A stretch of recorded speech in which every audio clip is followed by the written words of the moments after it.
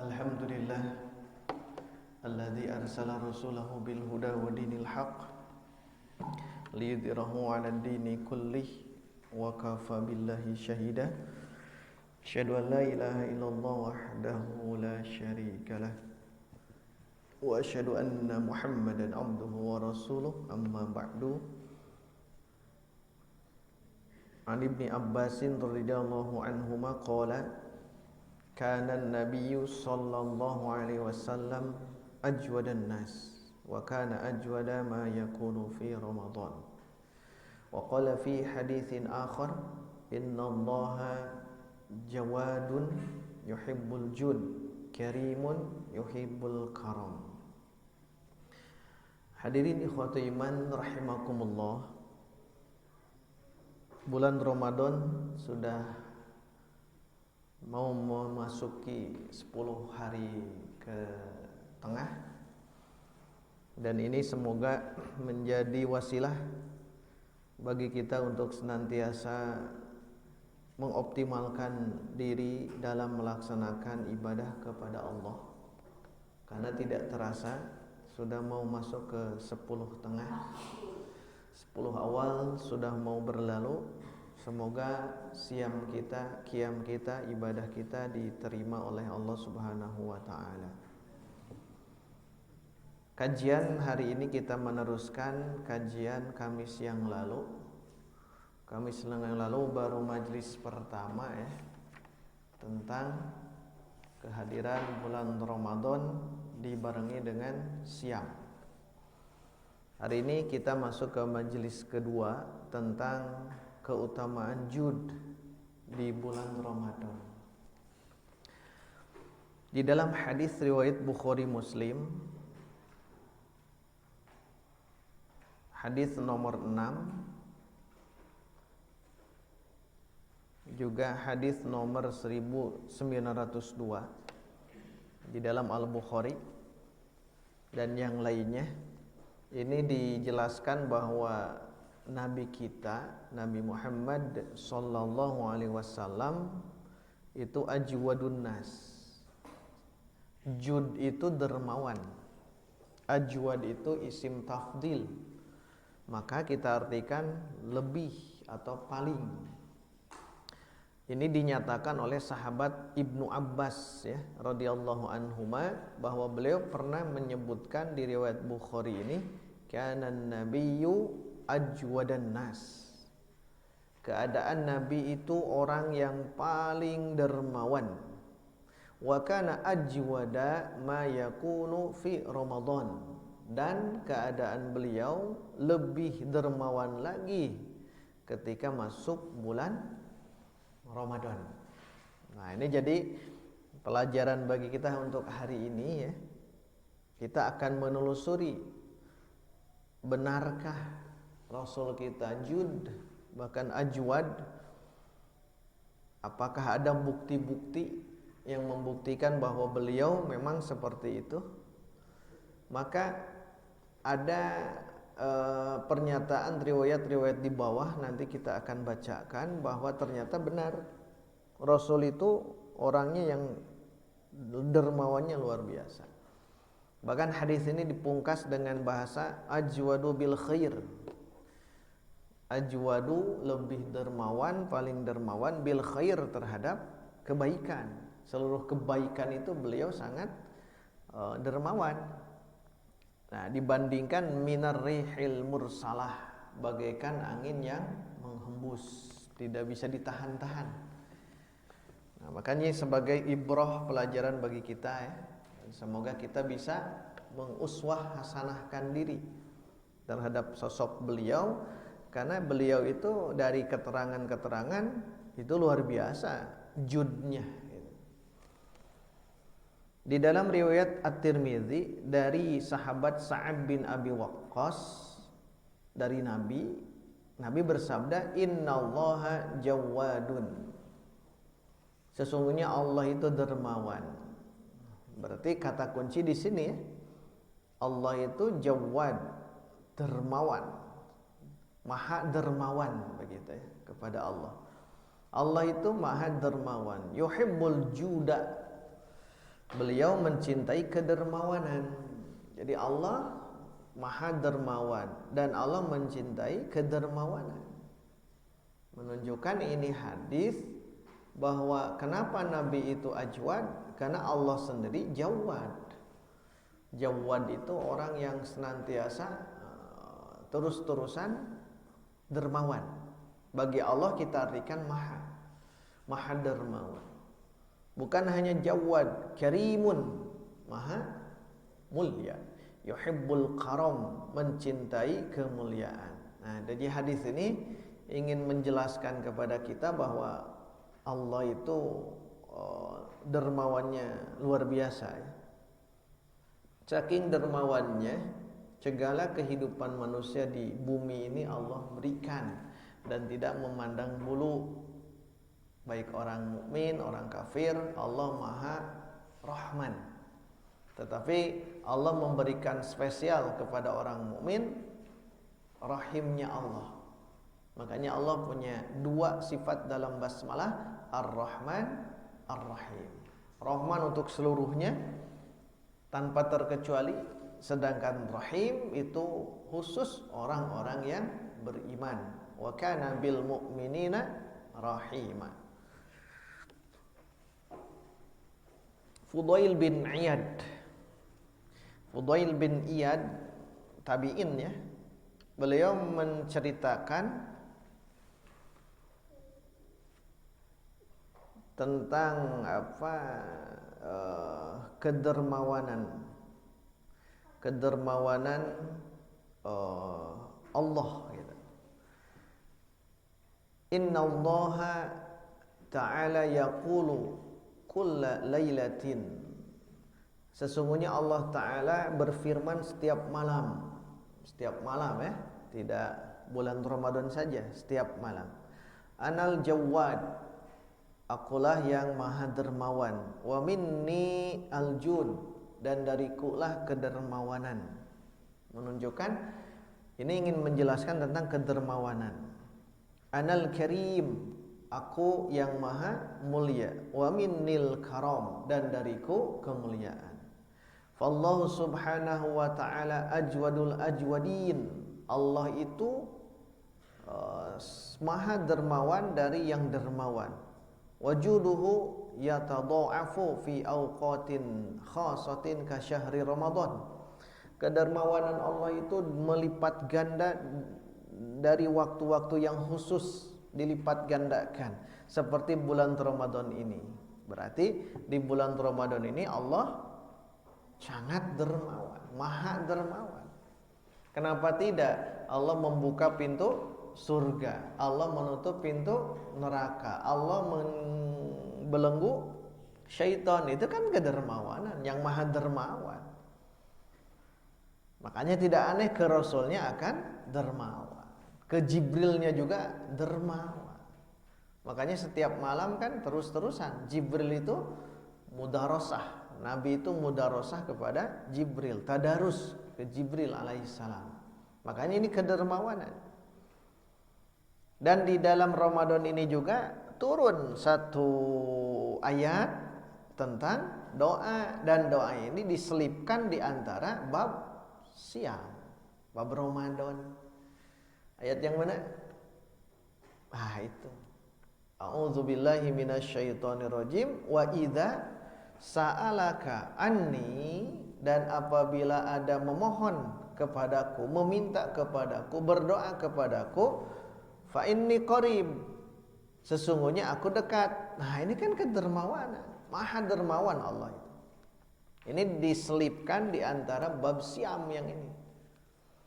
Jadi apabila ada hambaku meminta, memohon dan sebagainya kepadaku, aku ini dekat. Bukan hanya dekat, tapi ujibu da'watad da'i idza da'an. Aku akan mengijabah doanya orang yang berdoa apabila dia berdoa. Jadi maha dermawan Allah di bulan Ramadan itu luar biasa. Makanya sambut gitu.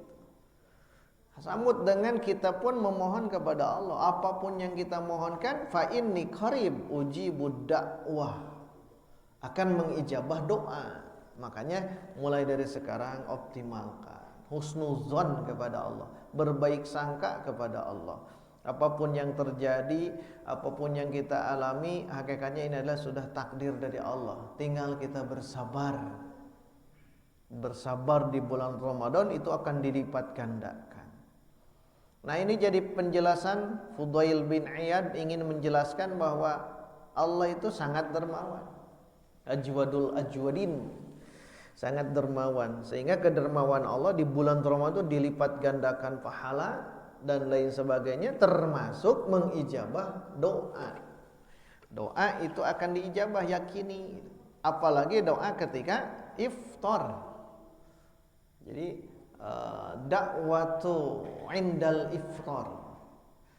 Dakwatu indal iftar, berdoa ketika iftar itu mustajab, diijabah. Makanya menjelang azan gitu ya, nah, doa dalam hati. Doa itu akan ijabah, mustajab. Itu namanya saatul ijabah ya. Saat-saat diijabahnya doa. Ketika sahur. Ketika sahur, wal mustaghfirina bil ashar. Orang-orang yang istighfar di waktu sahur, berarti ada spesialnya di waktu sahur. Makanya di waktu sahur dibaguskan itu banyak berzikir, banyak berdoa, optimalkan dekat dengan Allah. Karena kalau tidak begitu, ya kita menjadi orang yang rugi, terlewatkan saatul ijabah, saat-saat diijabahnya doa. Maka hadirin ikhwatul iman, dari sekarang lah kita harus mencari kira-kira kapan, di mana, bahkan kalau di mana berarti waktu tempat, kapan ya, kapan doa kita diijabah. Kapan? Ya Ramadan. Wa idza sa'alaka ibadi anni. Artinya kita optimalkan, banyaklah beribadah kepada Allah, banyaklah memohon kepada Allah.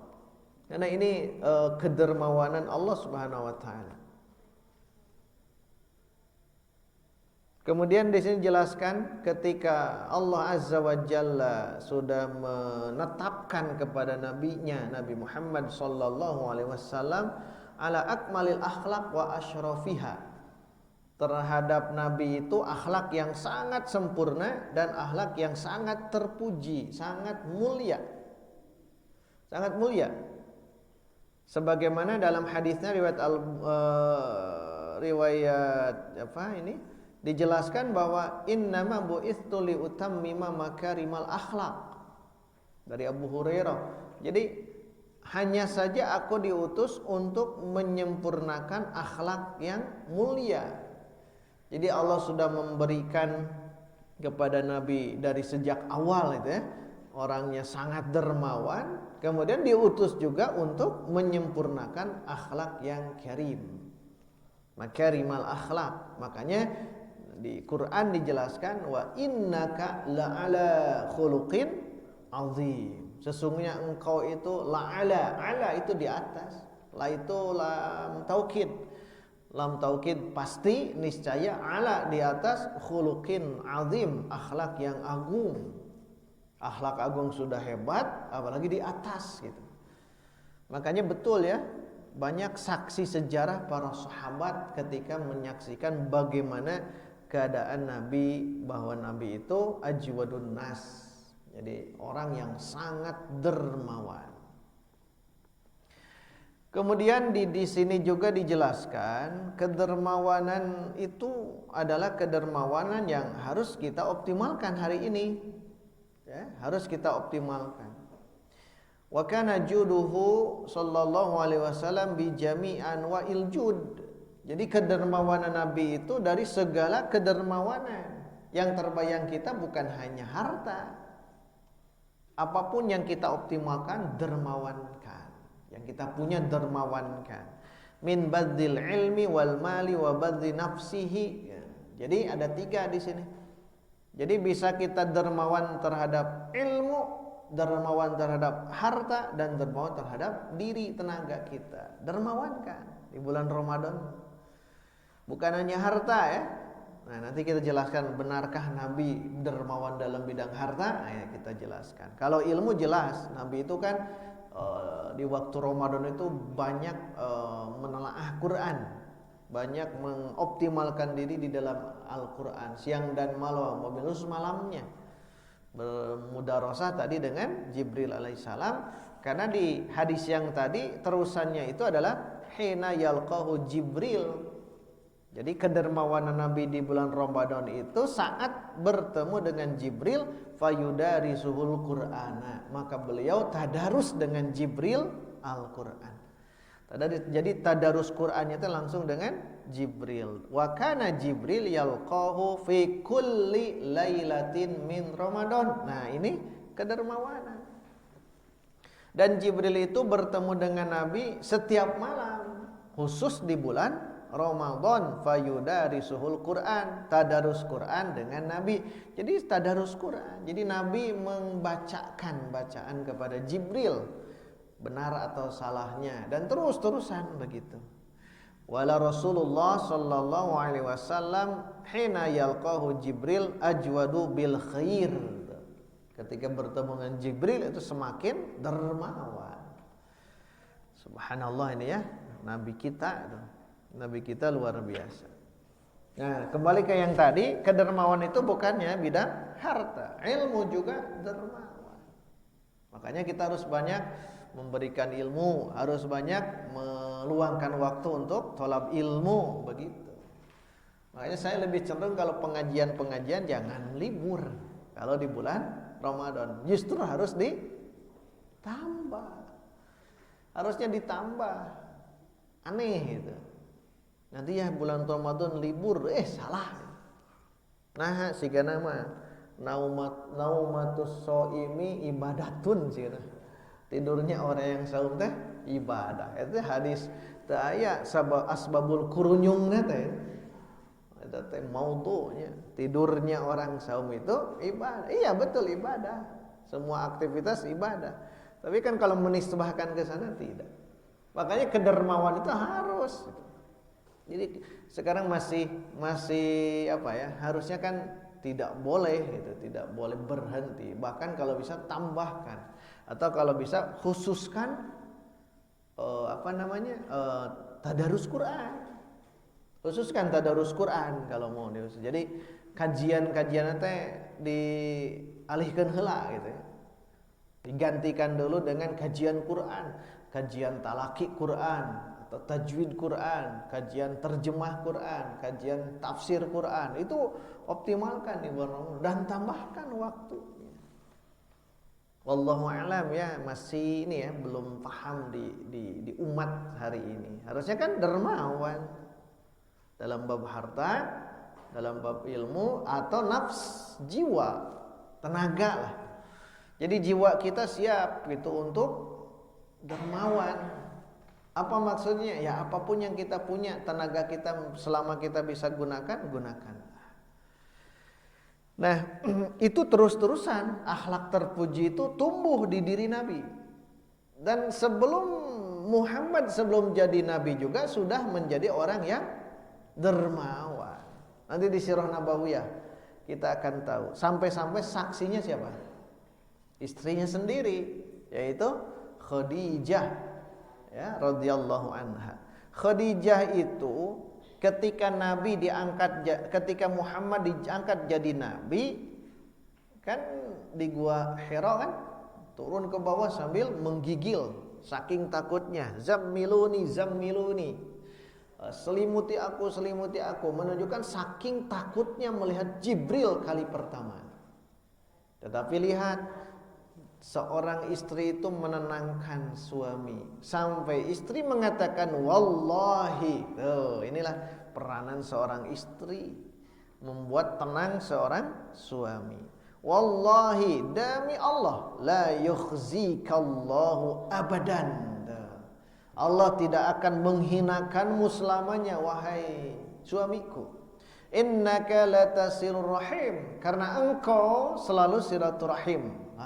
Berarti ini jadi gambaran sosok Nabi itu atau sosok Muhammad sebelum apa? Jadi Nabi itu sudah menjadi orang ini, orang yang silaturahim. Karena Nabi kita nikah usia berapa? 25. Usia 25. Kemudian jadi Nabi usia Berarti 25 ke 40 15 tahun. Khadijah itu sangat paham bagaimana keadaan suaminya. Usia dari 25 sampai, karena dijadikan nabi itu usia 40 tahun, berarti 15 tahun berumah tangga sampai berani mengatakan wallahi, demi Allah, dan ini bukan sembarang, tesiga urang, demi Allah tajang menutup kebohongan. Demi Allah ya. Karena orang Arab tidak, wallahi itu sudah betul. Allah tidak akan menghinakanmu, engkau itu selalu silaturahim. Satu itu, silaturahim, kebiasaan Nabi itu. Yang kedua, wa takrid dhaifa. Ada takrid, tukri. Takrid dhaifa, engkau selalu menghormat tamu. Dan nanti dijelaskan dalam bagaimana Nabi Ibrahim menerima tamu, orang yang asing. Hal ataka hadithu dhaifi Ibrahimal mukramin. Itu kan tentang tamu-tamu Nabi Ibrahim. Itu kan dimuliakan. Nah, Nabi juga sama, memuliakan tamu. Makanya jangan aneh kalau Khadijah sebagai saksinya saat itu. Yang kedua, wa tahmilul kalla, engkau memikul beban orang lain, menanggung beban orang lain. Orang lain ada apa-apa, beliau bantu begitu. Baik beban secara fisik atau beban secara yang lain-lainnya. Maksudnya kalau misal orang lain punya hutang, beliau berikan gitu. Itu kan jud, dermawan. Aduh subhanallah, Nabi itu dicari mana kekurangannya itu luar biasa berat, luar biasa tidak mudah gitu ya. Makanya di sini Nabi itu memikul beban orang lain, siap untuk membantu gitu. Yang keempat, wataksibul ma'duma, engkau selalu memberikan kasab kepada orang yang tidak punya kasab, memberikan fasilitas kerja gitu. Hebatnya Nabi sampai begitu. Wataksibul ma'duma, engkau memberikan kasab kepada yang tidak ada pekerjaan. Ya, namakan sedial minu teu damel naon sababna milari wae gitu. Milari damel tong milari eta damel we. Ai milari mah moal kengeng gitu. Moal kengeng kumaha tuh damel we naonnya saya. Tetapi banyak orang yang ego yang malu itu. Harusnya kan amalul yad itu hasil dengan jerih payah tangan kita sendiri itu afdol, terbaik gitu ya. Ayul kasbi atyab gitu ya. Kasab yang terbaik itu amalul yad, hasil jerih keringat kita sendiri. Nah, kembali ke yang tadi, Nabi itu suka memberikan fasilitas kerja untuk orang lain. Yang terakhir, wa tu'inu ala nawaibil haq, membantu segala yang berhubungan dengan kebaikan, kebenaran dan sebagainya, menyokong, mendukung. Nah, berarti ini pernyataan dari Khadijah membuktikan bahwa Muhammad dulu ini ya, Muhammad sebagai manusia sebelum jadi nabi sudah menjadi dermawan, apalagi kalau sudah jadi nabi. Hebat begitu ya nabi itu. Summa tazayadat, kata penulis, summa tazayadat hadhil khisalu fihi ba'dal bi'tsah. Kemudian bertambah kriteria kedermawanan ini setelah bi'tsah, diangkat jadi nabi. Wa tadha'afat ad'afan katsiratan, berlipat ganda kedermawan nabi itu. Ya tong dibayangkan nabi itu pedit entah.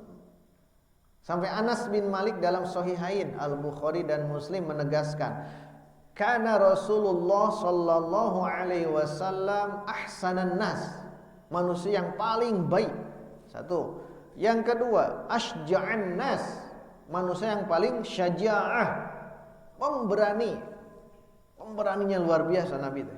Yang ketiga, wa ajwadan nas, paling dermawan, paling baik, paling berani, paling dermawan. Itu pernyataan Anas bin Malik. Anas bin Malik kita tahu, beliau kan seorang khadim Rasul, sejak kecil dibina oleh Rasul selama 10 tahun, sampai mengatakan begini, ahsanan nas, asja'an nas, ajwadan nas. Dan sampai beliau juga menegaskan masu'ila Rasulullah anil alal Islam syai'an illa a'tahu. Tuh. Kata Anas, tidaklah Rasul diminta sesuatu terhadap keislaman kecuali Rasul berikan. Ada orang datang beri, ada orang datang beri. Tah eta teh hese, Pak Bu. Nu kieu teh hesena luar biasa. Maka datang seseorang kepada Nabi, lalu Nabi fa'atahu ghanaman baina jabalaini, maka Rasul berikan seekor kambing yang ada di antara dua gunung di lembah. Artinya apa? Ini contoh pertama. Jadi Rasul itu ketika ada yang meminta seseorang kepada Rasul, Rasul berikan gonaman tekago, gonaman domba gitu, diberikan domba langsung ke orang tersebut. Sampai dia pulang ke kaumnya yang diberi ini ya, domba. Pulang ke kaumnya, lalu dia mengatakan, "Ya qaumi, aslimu." Wahai kaumku, masuk Islamlah kalian. Fa inna Muhammadan yu'ti ata'an man la yakhshal faqah. Oh, ini pernyataan dia itu ketika diberi oleh Nabi kambing, sampai dia pulang ke kampungnya langsung mengajak kepada kaumnya untuk masuk Islam. Kenapa? Karena Muhammad memberikan pemberian yang dia tidak takut miskin. Ata'an man la yakhshal faqah. Faqah itu miskin. Hese gitu. Hesena luar biasa. Coba Bu emutan memberikan sesuatu yang tidak takut miskin. Berarti memberikan apa? Yang terbaik. Yang terbaik. Nah di Ramadan itu lebih daripada itu. Lebih daripada itu. Tak urang teh sok aduh ngelus dada teh sanesku ieu na urang na gitu. Urang merasa melihat sosok Nabi luar biasa. Yang di hadis lain disebutkan atoan ma yakhaful faqra. Tadi mah faqah, ini faqra. Faqra itu fakir, teu sieun miskin gitu. Berarti naon tah mun bahasa begini? Memberikan sesuatu yang banyak tetapi dia juga seolah-olah miskin, seolah-olah habis hartanya gitu. Jadi kalau ada harta sebanyak ini, pasihkeun we. Mun bahasa orang, ari bapak ke mana bapak? Nah, itu kan bahasa orangna. Karena Rasul itu memberikan sesuatu yang Rasul tidak takut akan kemiskinan. Itu kepada seorang yang tadi. Nah, itu contoh yang pertama. Yang kedua,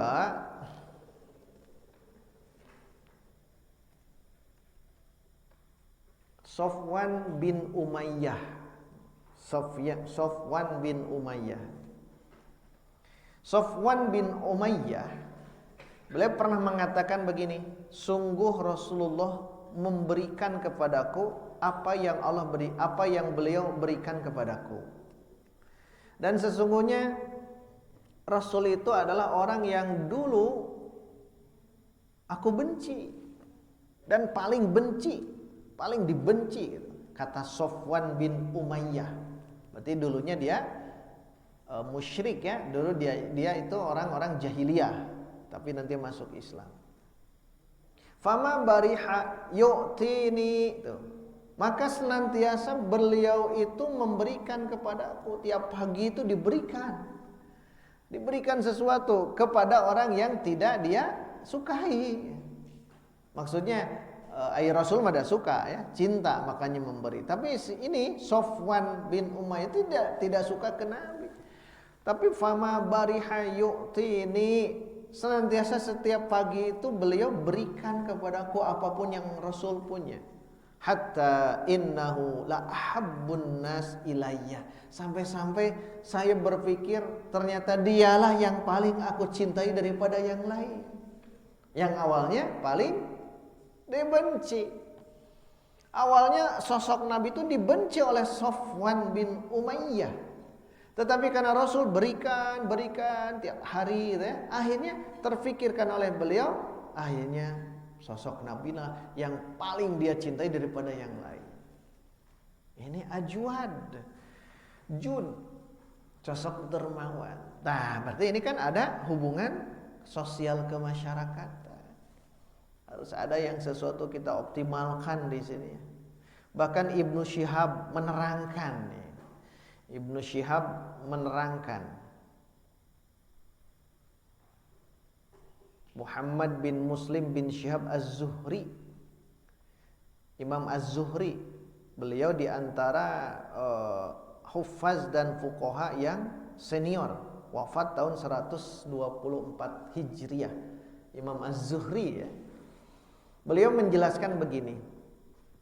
Tentunya beliau kan tabi'in, belajar kepada sahabat, nanti sahabat ngajarkan kepada beliau.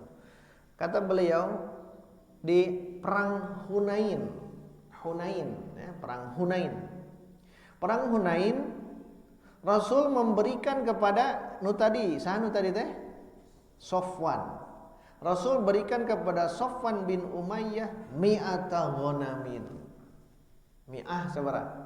100 ghanam kambing. Diberikan 100 kambing. Summa mi'ah. Kemudian 100 lagi. Summa mi'ah. Kemudian 100 lagi. Ini kata Imam Az-Zuhri. Berarti kan ada kedermawanan Nabi. Menurut ini. Atau menurut di kitab Al-Maghazi karya Al-Waqidi, bahwa Nabi Sallallahu Alaihi Wasallam memberikan kepada Sofwan bin Umayyah pada hari itu satu lembah yang terisi penuh di lembah itu ibilan wa ghanaman, unta dan kambing. Itu kan kedermawan Nabi kepada Sofwan. Ini baru sosok Sofwan bin Umayyah, belum yang lain. Faqala Sofwan, sampai Sofwan mengatakan, asyhadu ma tobat bihada illa nafsu nabiyyin. Demi Allah, aku bersaksi tidak ada yang jiwa yang thayyib seperti ini kecuali jiwanya sang Nabi. Berarti kan saya mengatakan dermawan teh, jangan dibayangkan dermawan itu hanya sahabat saja. Nabi itu luar biasa yang jarang kita sentuh. Kita kalian tahu kan kedermawan sahabat Utsman, kedermawan sahabat Abu Bakar, kedermawan sahabat Abdurrahman bin Auf dan sebagainya. Lihat pemimpinnya, sosok Nabi sampai sebegininya. Makanya ajwad bahasanya, bukan lagi juad, ajwad, paling dermawan. Itu Sofwan ya. Belum nanti orang Arab gunung nantinya. Orang Arab gunung. Sama di perang Hunain juga ya. Orang Arab gunung di Bukhari Muslim dari Jubair bin Mut'im ini. Orang-orang Arab itu mendekati kepada Nabi sepulangnya Nabi dari perang Hunain, dan mereka memohon kepada Nabi agar dibagikan bagian di antara mereka. Maka Nabi bersabda, "Lau kana li adadu hadhil 'idhah na'man laqasamtuhu bainakum thumma la tajiduni bakhilan wala kadzuban wala jabanan." Jadi Rasul itu habis dari perang Hunain kan dapat ini ya, ghanimah. Nabi itu dapat ghanimah. Kalau di perang nih, Nabi itu dapat ghanimah, harta rampasan perang sebanyak 1/5, 20%. Diambil oleh Nabi. Tak oleh Nabi itu diberikan kepada yang lain begitu. Yang sisanya 4/5 dibagikan kepada para mujahidin. Kenapa? Karena mujahidin itu tidak punya waktu untuk berbisnis, mengajar. Bagi mereka apa? Dapat wasilah rizki untuk diri dan keluarganya adalah dari harta rampasan perang. Khalid bin Al-Walid kan tidak terbukti beliau berbisnis, tidak berbukti beliau dekat dengan Nabi mencari keilmuan. Tidak, Khalid bin Walid itu perang setiap hari. Makanya mereka-mereka yang para pejuang mujahidin itu, mereka itu wasilah rizkinya itu dari ghanimah. Dari ghanimah, tidak bisa ke mana-mana. Ada yang gening bahasa Hai Abdurrahman ya, Anda mengajar, Anda ke pasar kami mengajar. Zaman ayeuna mah gitu. Anda ke pasar, Anda berbisnis, kami mengajar. Karena memang antara dua hal ini bagi para pejuang tidak bisa. Ke pasar bisnis tidak bisa, ngajar juga tidak bisa. Akhirnya apa? Ya berjuang saja. Makanya mendapatkan bagian. Bagi Nabi juga sama 20%, 1/5 dari harta rampasan perang. Dan Nabi diberikan di perang itu, Hunain ya. Itu yang kedua. Yang ketiga, Sahal bin Sa'ad nih, hadis Sahal bin Sa'ad. Nabi menjelaskan, Nabi menghadiahkan atau dihadiahkanlah satu baju kepada Nabi, lalu Nabi menggunakannya, fala bisahal, Nabi menggunakannya, wa huwa muhtajun ilaiha, dan Nabi sangat suka dan sangat butuh baju yang beliau pakai itu. Fasa'alahu iyyaha rajulun, aya hiji jalma meminta baju itu, keur diange ku Nabi. Fa'atahu, lihat, lalu Nabi memberikannya. Fala mahunnas, lalu orang-orang mencaci orang itu, tersopan gitu bahasa orang. Dan mereka mengatakan kana muhtajan ilaiha, Rasul itu butuh terhadap baju ini. Nah, maneh teh menta gitu. Hebatnya Nabi di sini. Mun urang mah keheula tong nu ieu tuh gitu. Kita mun nyambu, tong ngage cong acuk nu ieu tuh, acuk nu itu aya di kamar seueur. Pilih. Nah, paling baju yang sisa. Makanan pun sama, kita makanan A yang terbaik. Ketika ada yang meminta, berewen we nu sisa. Nabi itu tidak. Apa yang dia butuhkan, ternyata ada orang yang meminta, Nabi itu langsung diberikan. Nah, inilah sifat yang ada dalam diri Nabi, yaitu jud, dermawan. Kedermawan Nabi itu luar biasa. Wa kana yu'siru, isar katanya, sifat isar. Wa kana yu'siru ala nafsihi wa ahlihi wa auladihi. Berarti beliau itu lebih mengedepankan isar, sifat isarnya. Beliau memberikan sesuatu yang membuat lemah para raja-raja, Raja Kisra, Raja Kaisar. Mereka lemah ketika melihat sosok Nabi memberikan sesuatu yang luar biasa banyaknya. Padahal Nabi warubbama rabatu ala batnihi hal hajar minal ju'. Kadang-kadang Nabi dalam kehidupan kesehariannya mengikat perutnya dengan batu, diikat batu tersebut di perutnya dikarenakan lapar yang beliau rasakan. Kenapa? Nabi banyak memberi. Gitu di Ramadan teh. Di Ramadan teh begitu, optimalkan. Ketika kita saum, optimalkan. Ketika kita tarawih, optimalkan. Kan di kita ke satu PR besar gitu. Harusnya kan kita itu betul-betul kembali kepada Allah. Kembali kepada Allah Subhanahu wa taala. Tapi sekarang banyak orang-orang yang tidak terfikirkan rasa simpati, rasa empati. Dikarenakan wallahu a'lam mungkin kitanya ya ada sesuatu terhadap kecintaan berlebih terhadap keduniaan. Wallahu a'lam, kita tidak tahu. Karena kita punya sifat bakhil itu karena cinta harta begitu. Kita bakhil itu karena cinta harta. Nah, itulah diantara sebagian ya ikhwatul iman, sebagian saja yang disebutkan bahwa ternyata Nabi itu dermawan. Ketika masuk Ramadan luar biasa dermawannya, lebih daripada kedermawanan yang biasanya. Baik, itu saja yang dapat kita bahas pada kesempatan hari ini. Insyaallah Kamis depan masuk ke majelis ketiga tentang Al-Ashrul Awsat, 10 hari tengah di bulan Ramadan. Nanti dihubungkan dengan 10 hari terakhir. 10 hari tengah apa yang dilakukan oleh Nabi, ya 10 hari tengah. Nanti di pertemuan terakhir 10 hari terakhir. Demikian yang dapat kita bahas pada kesempatan subuh kali ini. Semoga Allah memberikan dalam diri kita akhlak yang mulia. Semoga Allah memberikan sifat dermawan dalam kehidupan kita. Dan semoga Allah memberikan kenikmatan, rizki yang berlimpah, yang halalan thayyiban, agar kita bisa mengoptimalkan diri dalam kedermawanan.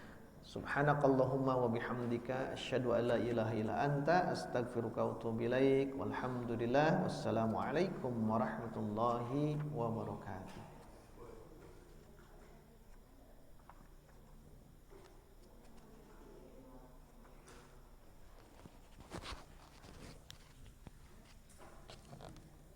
Jazakumullah khairan katsiran kepada Ustaz. Semoga ilmunya bermanfaat khususnya untuk